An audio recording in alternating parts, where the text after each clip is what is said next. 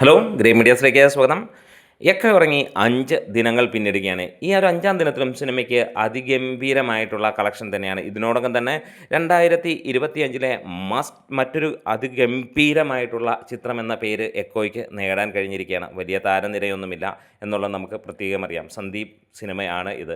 എന്തായാലും അതിഗംഭീരം എന്ന് തന്നെയാണ് ഈ സിനിമയെക്കുറിച്ച് വിശേഷിപ്പിക്കാനുള്ള. ആദ്യ ദിനം വെറും 63 ലക്ഷം രൂപ ട്രാക്കിങ്ങിലൂടെ വന്ന സിനിമ ഇന്ന് ഉച്ചവരെയുള്ള കളക്ഷൻ അതിൽ 73 ലക്ഷം രൂപയ്ക്ക് മുകളിൽ എത്തിയിരിക്കുന്നു എന്ന് പറയുമ്പോൾ സിനിമയുടെ റേഞ്ച് എന്താണെന്ന് നമുക്ക് മനസ്സിലാക്കാവുന്നേ ഉള്ളൂ. ചാനൽ സബ്സ്ക്രൈബ് ചെയ്യുന്ന കാര്യം പരിഗണിക്കണം. നിങ്ങളുടെ കട്ട സപ്പോർട്ട് വേണം എന്നുള്ളത് പറയുന്നു.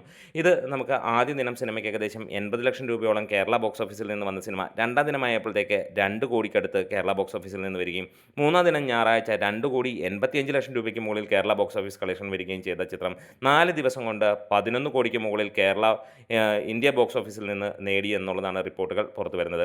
ഇന്ന് സിനിമയ്ക്ക് 908 ഷോകളിൽ നിന്ന് 44,000 ടിക്കറ്റുകളാണ് ഇതുവരെ വിറ്റുപോയിരിക്കുന്നത്.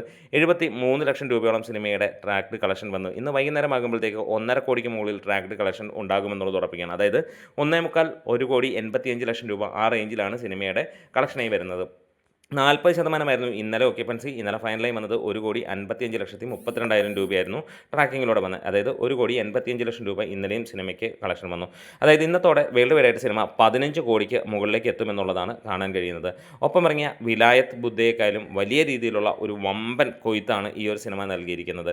എന്താണെങ്കിലും കിഷ്കിന്ദ കാണ്ഡം ചെയ്ത അല്ലെങ്കിൽ അതിൻ്റെ ഡയറക്ടർ അദ്ദേഹത്തിൻ്റെ ഈ ഒരു പടവും അതിന് മുകളിൽ നിൽക്കുന്നു എന്നുള്ളത് തന്നെയാണ്. By the makers of Kishkindha Kandam എന്നുള്ളത് തന്നെയാണ് ഇതിനകത്തിൽ അടിവരെ ഇട്ട് പറയുന്നത്. എക്കോ തീർച്ചയായും ഓരോ വ്യക്തികളെയും ഞെട്ടിക്കുമെന്നുള്ളതിന് യാതൊരു സംശയവുമില്ല. ഈ ഒരു സിനിമ മിസ്സായിട്ടുണ്ടെങ്കിൽ നിങ്ങൾ തീർച്ചയായും നല്ല ഒരു സിനിമ മിസ് ചെയ്യുന്നു എന്നതിന് തന്നെയാണ് പറയാനുള്ളത്.